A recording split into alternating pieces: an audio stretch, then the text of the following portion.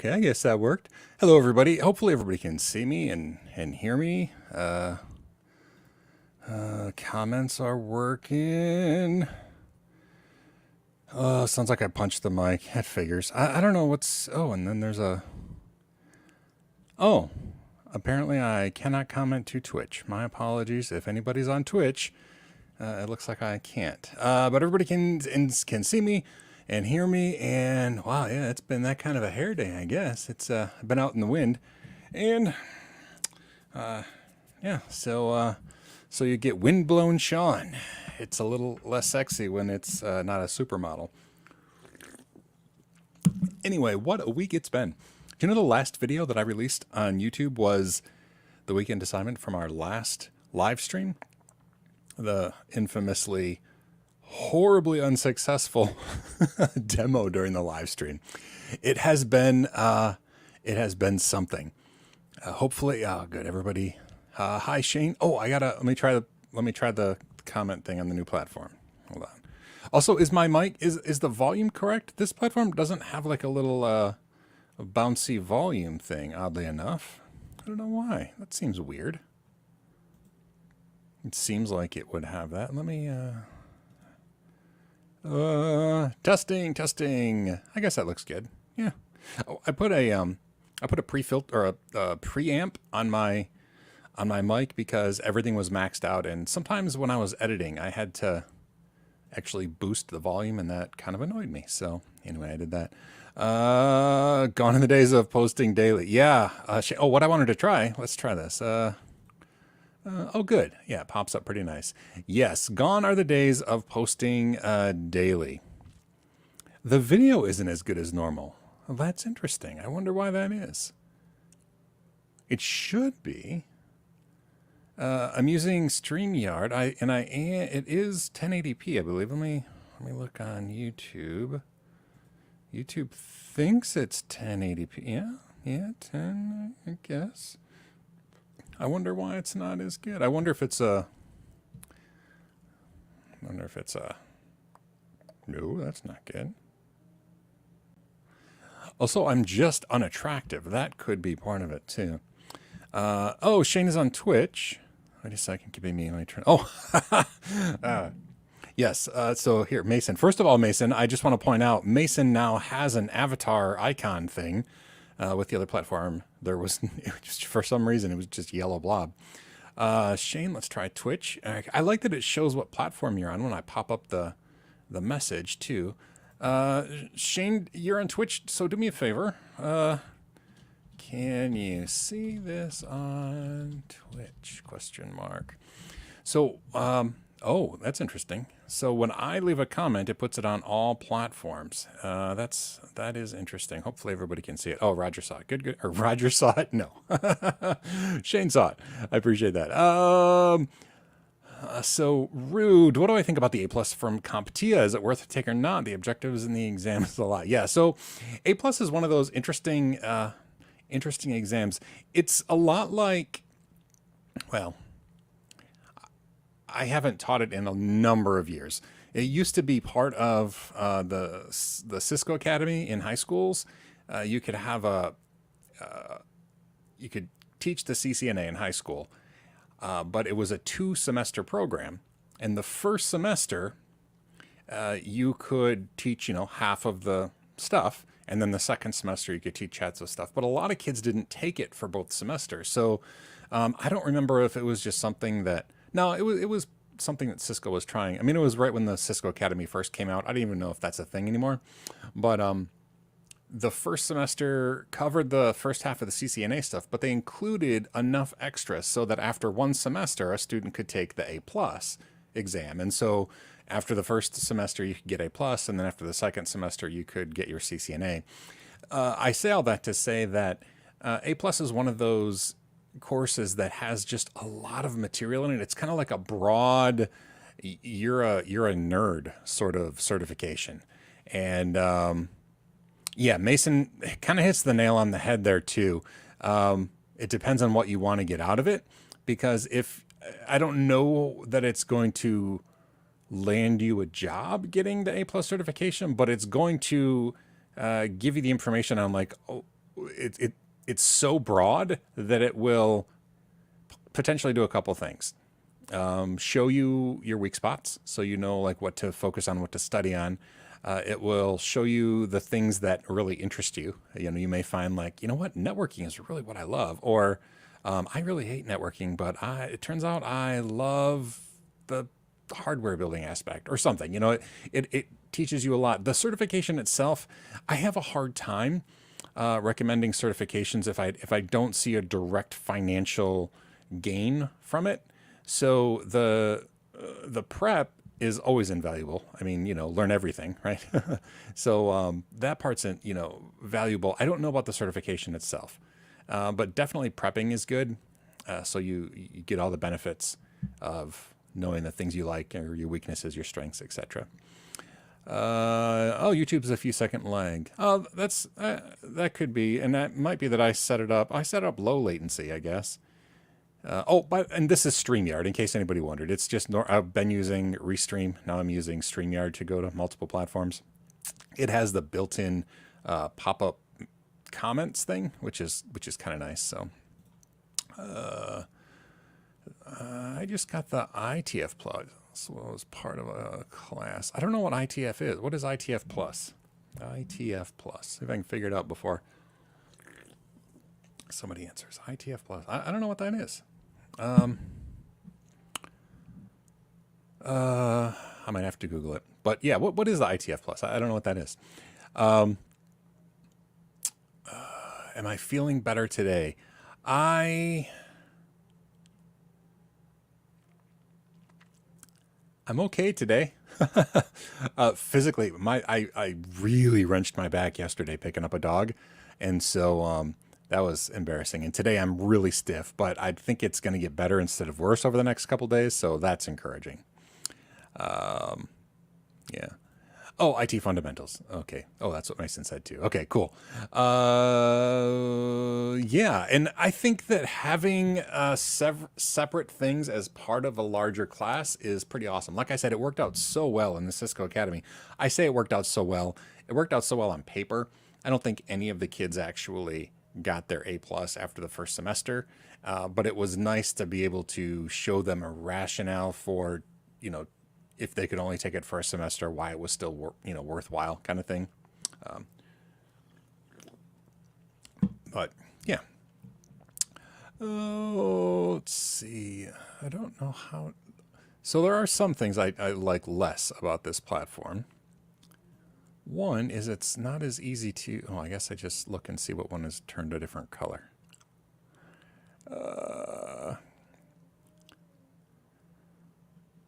Anything else to get through the drier sections of the exam. So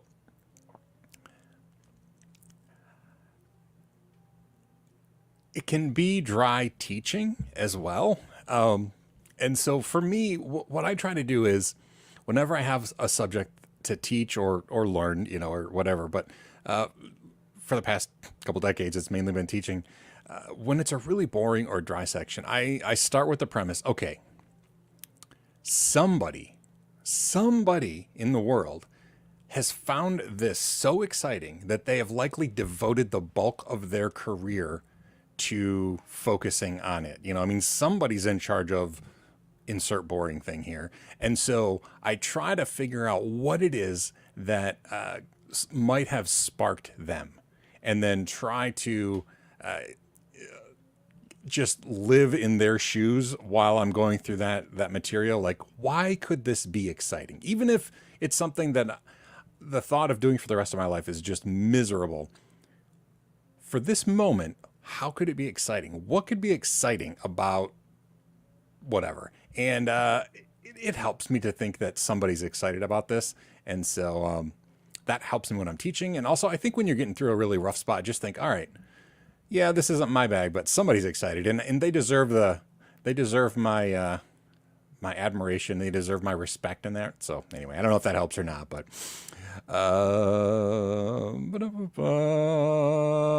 yeah, here's the deal. The dog.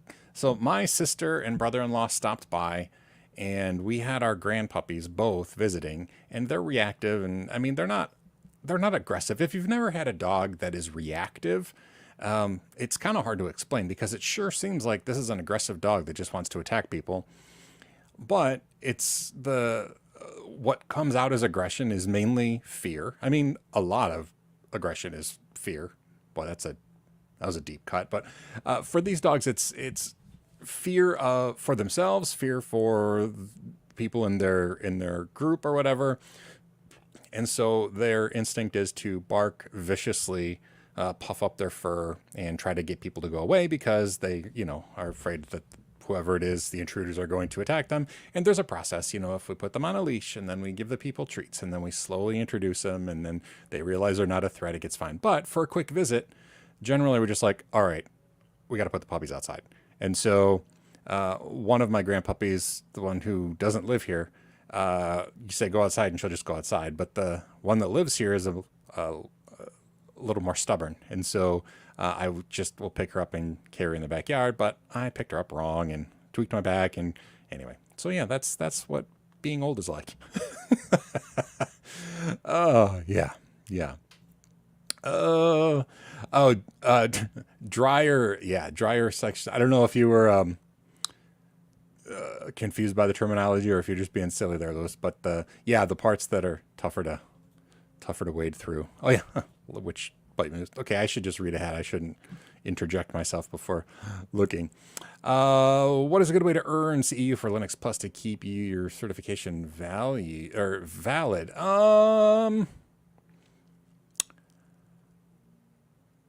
So I have a confession to make. I guess I didn't realize that if you earn continuing education credits, CEUs somewhere, that you can keep your certification valid without retesting. I didn't realize that was even an option. I have no answer to that because I didn't know that was a thing. I know that a lot of times you can get CEUs at conferences. A lot of Linux conferences, in particular, like Ohio Linux Fest or Penguicon or whatever, those are just the ones local to me, will often have classes that that you can get CEUs for attending and participating in. But I didn't know if that. I don't know that. I didn't know that would potentially extend it because it does expire. Mine, in fact, I'm sure mine is expired by now because I took it when they first switched over, so mine is expired. Again, for me, having the certification really isn't the benefit. It's so that's something I don't know. But if you do know, Steve, if you find out the answer to that, like if continuing education credits can extend your Linux Plus cert, please join us in the Discord and let everybody know because that would be valuable information. On YouTube, it's a bit blurry still. That's what Mason said, and we hoped it was maybe his VPN, but so it's not great there, huh? I wonder why. Does it say is it 1080p? I can't. It won't show me for some reason. Oh wait, settings. Oh, why is it? Oh, that's just what it was showing me. But it says that it's sending out 1080p. Huh.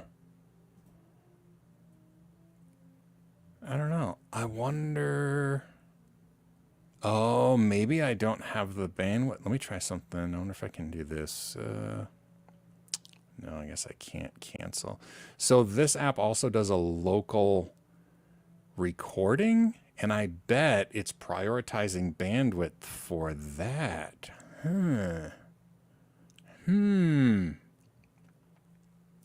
Oh, and it also says my connection is unstable. Well, that's not good at all. Maybe it's just my internet connection going bad right now.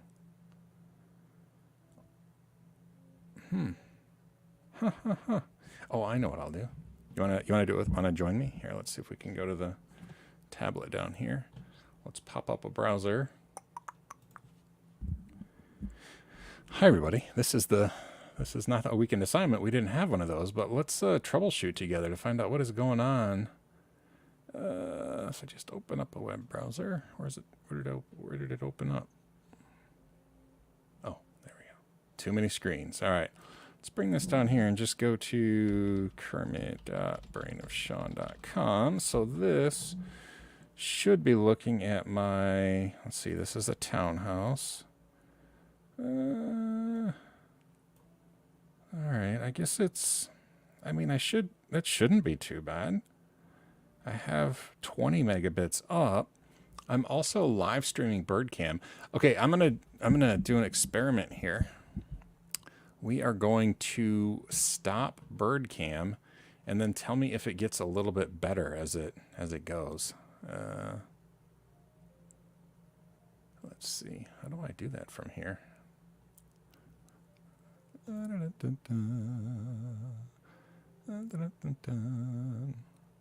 right, so how do I connect to it?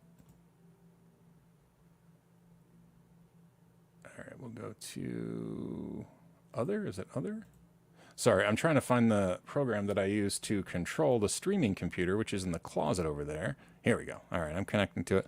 So I haven't done anything yet. So I'm gonna cancel the live stream for the BirdCam. I'm sorry, BirdCam viewer, like singular. I think there's only one person watching BirdCam right now. But we are going to stop that stream because I was sending a pretty decent stream up. Okay, so that's stopped. All right, we'll see if it gets any better in the next like minute or so, because that's really bizarre. It shouldn't have been bad.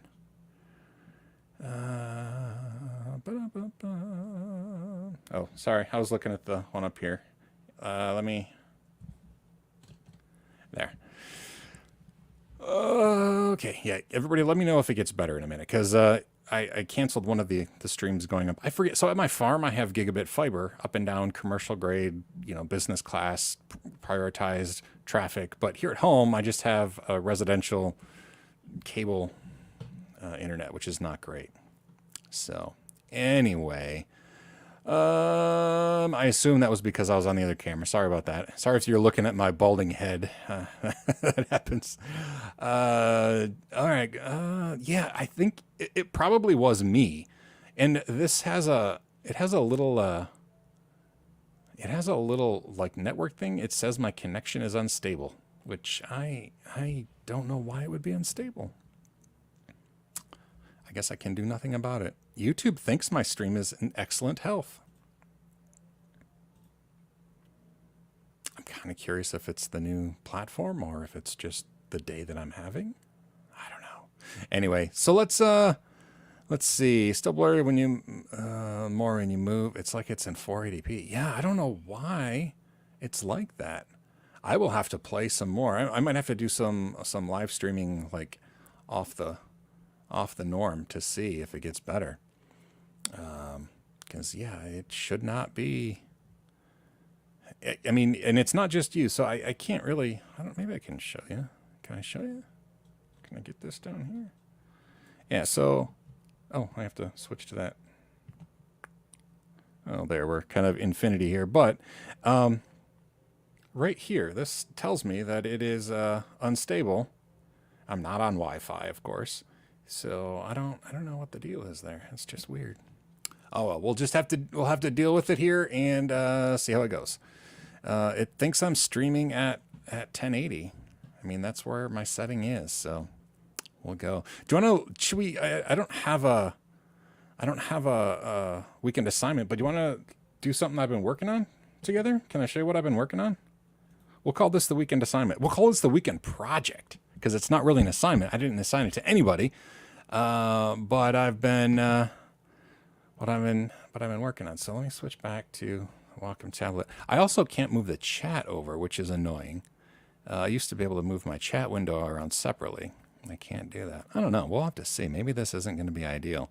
The thing I really liked about this platform is how nicely it pops up the things. And also I have the ability to save comments if I want to like address them later. So if it scrolls up, I don't forget it, that kind of a thing. So anyway, but yeah, let's do this. I won't be able to see your comments unless I look up. So what I've been doing, if you haven't been paying attention to what I've been doing, like I haven't been at my computer a lot, so I've been doing a lot of stuff on my laptop, and that includes BirdCam. And so I have a live stream that doesn't appear to be why everything was going wrong. And it, so YouTube is annoying as heck. recently because you can't start and stop live streams like you used to be able to. You used to just be able to start streaming and it would go live on your channel. Now you have to have the studio open, and it's really bizarre. It's just, it changed a lot since I used to do live streaming of Birdcam.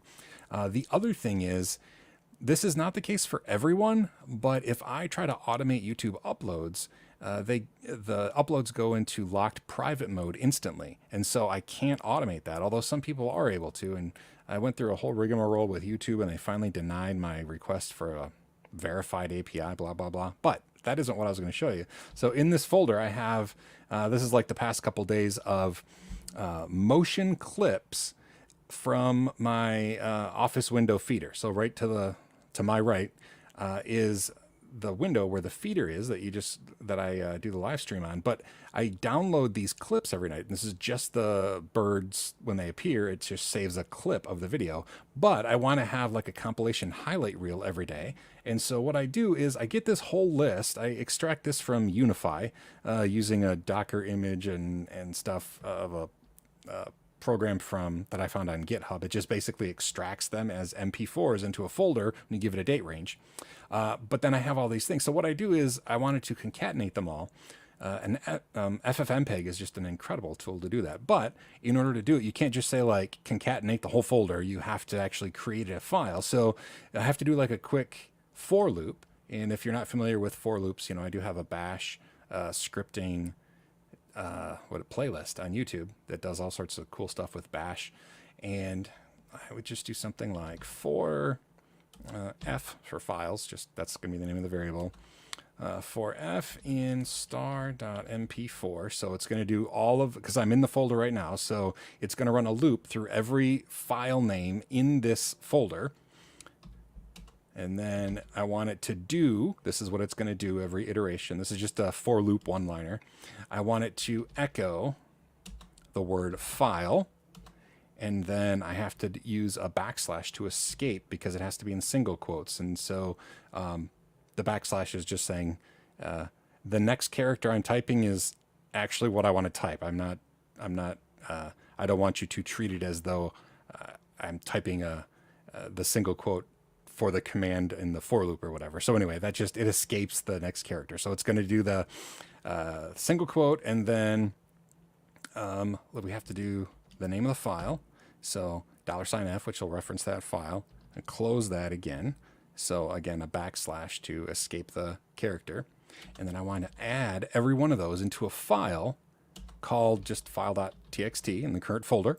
All right. And we'll say done. So it's going to go through there. It's going to create a file. And in that file will be a list of every file in this folder quoted with the word file in front of it. So we'll do that. And then let's look at the file it just created. So it just created this file, and literally the first word in every line is the word file, and then it puts in quotes, and I used in quotes because there's spaces and everything in the file names, and so I wanted it to be treated as a file, the whole thing, instead of like thinking there were 10 file names, like one named Office, one named Window. So I put them all in quotes, and it's just that's the file.txt. But then FFmpeg will do something like this. So FFmpeg -f, the filter is concat, so it's just going to concat things. Now, these have to have the same codec and the same size. Now, there are ways you can re-encode them, but since these are all from the same footage from the same camera, I don't have to worry about that. They're all exactly the same codec, the same resolution, and everything. So the filter I'm using for FFmpeg is concat. I have to say safe 0, meaning the file names are not safe. FFmpeg considers a file name safe if it doesn't have any spaces, if it doesn't have any like non-alphanumeric characters. So like I think the parentheses would also make it not safe. But since I quoted it, I'm going to say safe 0 so it doesn't balk at the names. The input, instead of a video file, the input is going to be list.txt that we just made. And then the codec, I just want it to copy. I don't want it to re-encode. I just want it to copy the audio and video codecs. And then I want it to save to something called combined.mp4. So what this should do, if I typed everything right, is just take these files and basically... Did I not call it list?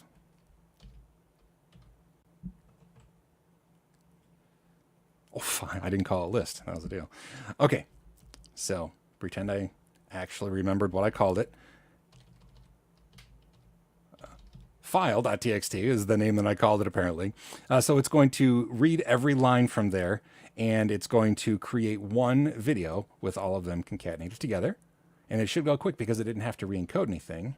And now, if we look, there it is, combine.mp4. We can actually watch it, not the whole thing, but just so you can see that I didn't, there's nothing up my sleeve, so to speak. What is the folder? Is it? Oh, temp. Yeah. And this is the video that we just made. And the nice thing is it actually has audio and video, and it just, all the motion itself that it captured, like throughout the entire day, is now just one video, and they are back to back. So I don't have to, you know, if you don't want to watch the live stream all day, but you're curious what happened at my bird feeder, like there's a white-breasted nuthatch, you can just watch the highlight reel at night. So that's pretty cool. That's what I've been doing in my, I'm not at a computer, so I can't do any real work time during the day.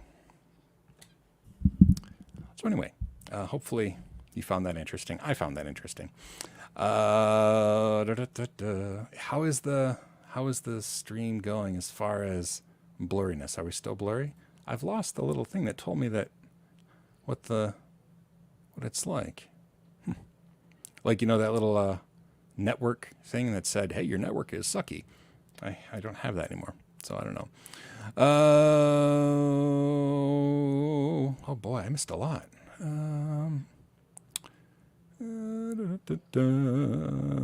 Still blurry, is watchable.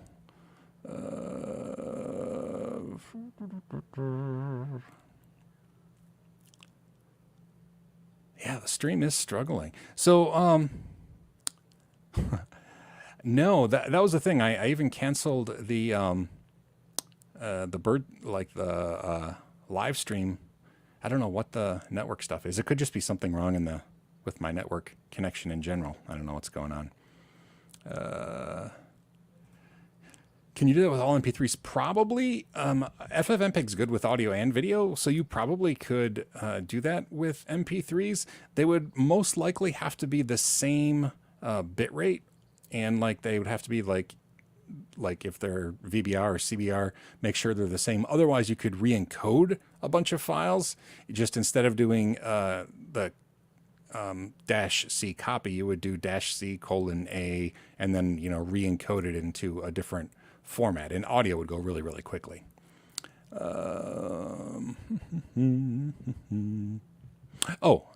I have your MP3 files, can I make a video with all of them as a single video? Well, MP3s are audio.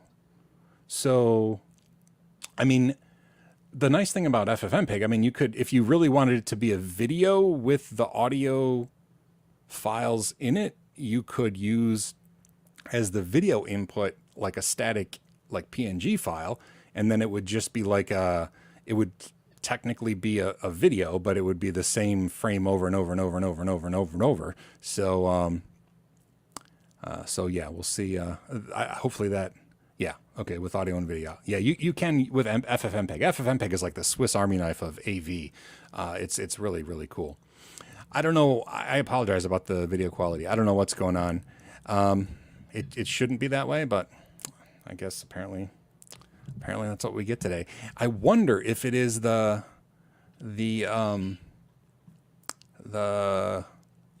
local recording, because it says it's uploading a local recording, but that still shouldn't take up all of my bandwidth. So I don't know. Maybe for live streams I turn that feature off, but I don't think I can stop and start again without it going bad. So I'll have to try that next time, I guess. Or like I said, I'll do maybe right when we're done here.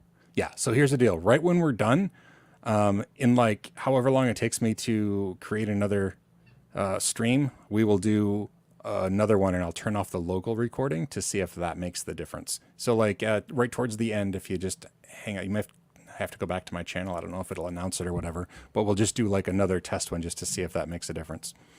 Yeah.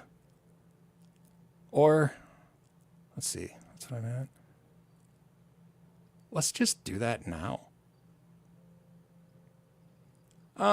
This will probably end, which is annoying, and I'm sorry. And I know there's people here, and y'all are awesome for being here. Let's. I'm gonna end this one, and I'm gonna start a new one without the local recording to see if that makes a difference. So, hopefully, I'll see you in a minute.